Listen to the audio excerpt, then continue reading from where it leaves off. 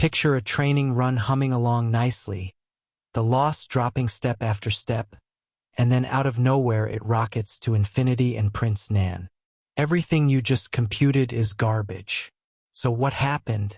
A single gradient spiked to an enormous value, and one oversized update flung your weights into oblivion. Deep networks, and recurrent ones especially, do this all the time. Gradient clipping is the cheap little safeguard that catches that spike before it can wreck the run, and it is standard practice in nearly every serious training setup. Let us see how it works. So what actually goes wrong without it? Here is the difference laid side by side. Without any clipping, your gradients are free to spike as high as the math takes them.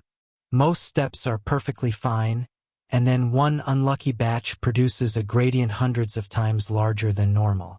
The optimizer faithfully applies it, the weights lurch to absurd magnitudes, and the very next loss comes back as infinity or nan. From that moment, the run is dead, and everything after it is wasted compute. With clipping in place, you set a ceiling on how big the update is allowed to be. Whenever the gradient tries to blow past that ceiling, you scale it back down before it ever reaches the optimizer.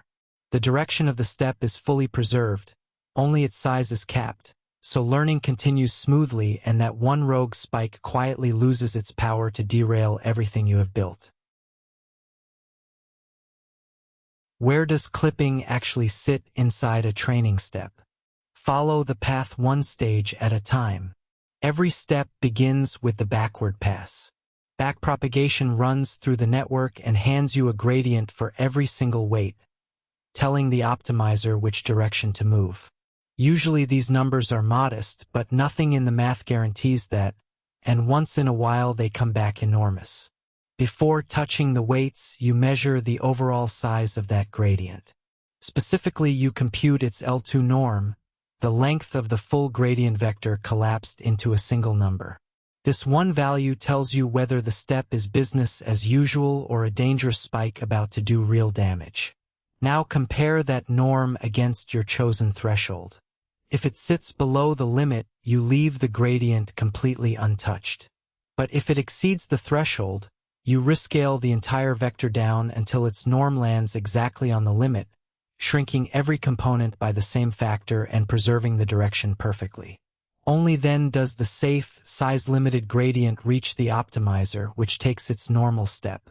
The result is a run that behaves exactly as before on calm steps, and simply refuses to take a catastrophic leap on the wild ones.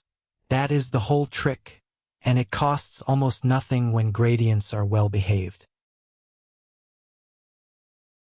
Strip it back and 3 ideas make clipping well worth its keep. Caps the magnitude of the update. No matter how violently a gradient spikes, clipping guarantees the step size stays bounded, which is exactly what keeps a single bad batch from blowing the entire run to infinity or nan. The dominant form clips by norm, which preserves direction. Rather than mangling individual components, it scales the whole gradient down together, so the update still points the right way and only its length changes. A simpler clip-by-value variant clamps each element instead, but that can distort the direction. It is essential stability for recurrent networks and large language models. These architectures apply the same weights over and over across time steps, which makes violent spikes common, and clipping is what turns an otherwise unstable run into one that converges reliably.